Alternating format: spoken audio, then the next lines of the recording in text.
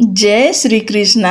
आप सभी का दिन शुभ और मंगलमय हो। भगवान विष्णु और माँ लक्ष्मी अपनी कृपा, अपना आशीर्वाद आप सभी के ऊपर सदैव बनाए रखें। आज हम सब वैशाख मास कथा के 7वें अध्याय का श्रवण करेंगे। आप सभी से निवेदन है कि आप सब इसके पहले की कथाएं नहीं सुने हैं तो जरूर सुन लीजिए, तभी आपको पूरी कथा समझ में आएगी और पुण्य फल की प्राप्ति होगी। नारद जी बोले, हे मिथिलापुरी का धर्मात्मा राजा, इस अद्भुत चरित्र को देख आश्चर्य से हाथ जोड़ सुखपूर्वक बैठे हुए ब्राह्मण से कहने लगा। मिथिलेश बोला, हे महात्मा, मैंने यह बड़ी अद्भुत बात तथा महात्माओं का बड़ा आश्चर्यमय चरित्र भी देखा, जिनके धर्म के प्रताप से इक्ष्वाकु वंशीय राजा की मोक्ष हो गई। इस धर्म को विस्तार से सुनने की मुझे बड़ी अभिलाषा है। हे विद्वान, आप कृपा करके मेरे सामने विस्तार पूर्वक कहिए, इसके सुनने की मेरी बड़ी अभिलाषा है। राजा के इस प्रश्न को सुनकर महात्मा श्रुतदेव धन्य धन्य हैं, यह कहकर राजा की प्रशंसा करने लगे। श्रुतदेव बोले कि हे राजर्षि सत्तम, तेरी बुद्धि बड़ी ठीक है, जिसके कारण वासुदेव भगवान के प्यारे धर्मों को पूछने के लिए तेरी लालसा हुई। बहुत जन्म के संचित कर्मों के बिना किसी प्राणी की बुद्धि भगवान वासुदेव की कथा वार्ता में नहीं लगती है। युवावस्था में इतना बड़ा राज्य पाकर तेरी ऐसी मित है, इसमें मैं तुझे साधुओं में श्रेष्ठ शुद्ध भागवत मानता हूँ। अतएव हे सौम्य, शुभ भागवत धर्मों का वर्णन मैं तेरे आगे करता हूँ। इनको जान लेने से प्राणी संसार के जन्मादि बंधनों से छूट जाता है।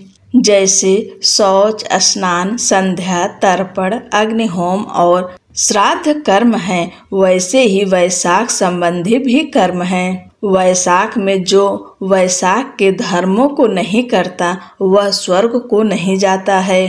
धर्मों में वैशाख के धर्मों के समान कोई धर्म नहीं है। बहुत से धर्म जैसे बिना राजा की प्रजा उपद्रवों से नष्ट हो जाती है, वैसे ही नष्ट हो जाते हैं, यह निश्चय है। वैशाख में जो धर्म बताए हैं वे सब सुलभ हैं। जल का घड़ा देना, प्याऊ लगाना, मार्ग में छाया करना, जूता खड़ाऊ, छतरी और पंखा दान करना, तिल और शहद मिलाकर दान करना, श्रमिकों को दूर करने वाले गोरस का दान करना, बावड़ी, कुआं, तालाब, धर्मशाला बनवाना, नारियल, ईख, कपूर, कस्तूरी का दान करना, चंदन आदि सुगंधित द्रव्यों को लगाना, सैया खाट देना तथा आम के फल और रसीली ककड़ी आदि का दान करना, दौना के फूलों का दान करना, सायंकाल के समय गुड़ का शरबत पान कराना, पूर्णिमा में सब प्रकार के अन्न देना,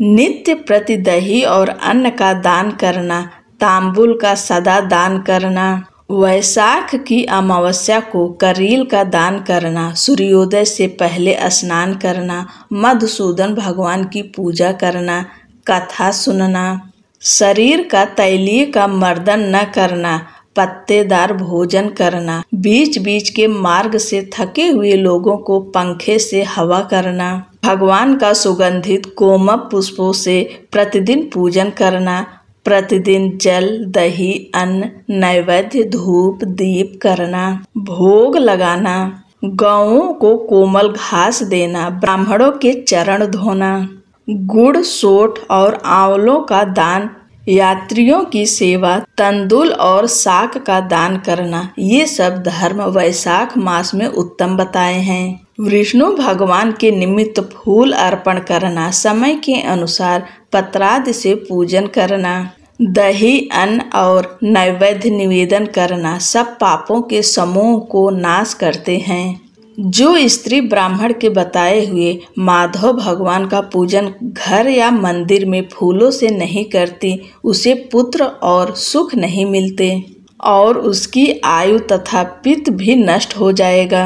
इस महीने में धर्म सेतु विष्णु भगवान लक्ष्मी जी को और देवताओं को संग ले प्रजा की परीक्षा के लिए घर घर जाते हैं। जो मूढ़ इस समय इनका पूजन पुष्पादि से नहीं करता वह रौरव नरक में पड़ता है, फिर 5 बार राक्षस की योनि पाता है। इस महीने में भूखे प्राणियों की प्राण रक्षा के निमित्त जल और उनका अवश्य दान करें।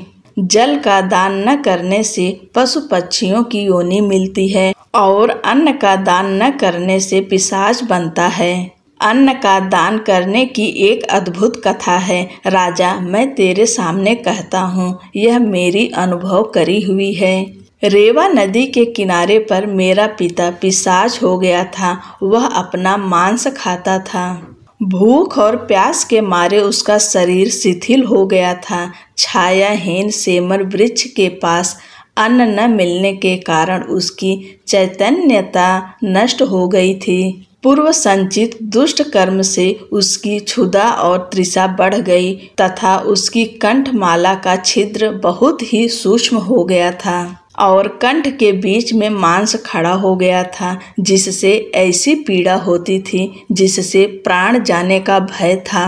कुआं, बावड़ी और तालाब के शीतल जल को देख वह उसे विष समझता था। मैं गंगा यात्रा के निमित्त जा रहा था। तब मैं दैव योग से रेवा नदी के किनारे पहुंच गया। वहां यह अद्भुत दृश्य देखा कि सालमली के वृक्ष की जड़ में एक पिशाच बैठा हुआ अपना मांस खा रहा है। वह बुरी तरह से प्यासा प्यासा चिल्लाता था। अपने कर्मों के कारण भूखा प्यासा सोच में पड़ा हुआ था। वह पापी मुझे मारने दौड़ा, परंतु मेरे तेज के मारे निहित हो गया। मेरे हृदय में दया उत्पन्न हुई। तब मैंने उससे कहा, डर मत, तू कौन है? जल्दी कह, मैं तुझे इस कष्ट से अभी छुड़ा दूंगा। दुखी मत हो। मैंने जब ऐसे कहा तब वह मुझे अपना पुत्र न जानकर कहने लगा कि पहले आनर्त देश में भूराव्य एक नगर था। मेरा नाम मैत्र था और संस्कृति गोत्र में उत्पन्न हुआ था।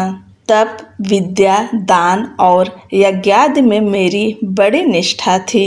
मैंने संपूर्ण विद्या पढ़ी और पढ़ाई मैंने संपूर्ण तीर्थों में स्नान किया। हे अंग, मैंने भिक्षा के लोभ के कारण वैशाख में अन्न दान नहीं किया। इससे मेरे विचार में यही आता है कि इसी हेतु मुझे पिशाच की योनि मिली है और कोई कारण नहीं है। अब मेरे घर पर श्रुतदेव नाम का मेरा पुत्र है जो बड़ा ख्यातिवान है। उससे मेरी दशा कह देना कि तेरा पिता अन्न दान न करने से पिशाच हो गया है। नर्मदा नदी के तीर पर बैठा है, स्वर्ग में नहीं गया है। बड़ा दुखी है और अपना मांस भक्षण करता है। अतः पिता की पिशाच योनि छुड़ाने के लिए वैशाख में प्रातः काल स्नान कर विष्णु की पूजा कर और भक्ति पूर्वक जल से मेरा तर्पण करे। फिर किसी श्रेष्ठ ब्राह्मण को अन्न का दान करे, जिससे मैं विष्णु पद को प्राप्त होऊं। यह सब कथा मैंने तुम्हारे सामने कही। जो तुम मुझ पर इतना दया करोगे तो तुम्हारा कल्याण होगा। ऐसी अपनी पिता की बात सुनकर मैं दुख के मारे उनके पांवों पर बहुत देर तक लकड़ी की भांति पड़ा रहा और बराबर अपनी निंदा कर नेत्रों में आंसू भरकर कहने लगा, हे पिता, तुम्हारा पुत्र मैं ही हूँ। दैव योग से यहाँ आ गया हूँ। ब्राह्मणों में कर्म से श्रेष्ठ कोई नहीं हुआ जिससे पत्रीश्वरों की मोक्ष न हुई हो। तुम अब यह बताओ कि किस कर्म से तुम्हारी मुक्ति होगी, मैं वही करूँगा। तब प्रसन्न हो वह कहने लगा कि यात्रा करके शीघ्र घर जा। मेष की संक्रांति में विष्णु भगवान के निमित्त अन्न अर्पण करके किसी श्रेष्ठ ब्राह्मण को अन्न दान देना, जिससे सकुटुंब मेरी मुक्ति हो जाएगी। पिता की आज्ञा के अनुसार मैंने तीर्थ यात्रा करके घर आ वैशाख के महीने में अन्न दान किया। तब मेरे पिता मुक्त हो विमान पर चढ़ मुझे आशीर्वाद देकर विष्णु लोक को गए। जहाँ से फिर कर कभी नहीं आते। इसलिए अन्नदान सब शास्त्रों में बड़ा धर्म कहा है। हे राजन, यह सब धर्मों का सारभूत है। जो मैंने कह दिया, तेरी इच्छा अब और किस बात को सुनने की है वह पूछ, मैं तुझसे सत्य कहूँगा। आज की कथा यहीं पर समाप्त होती है।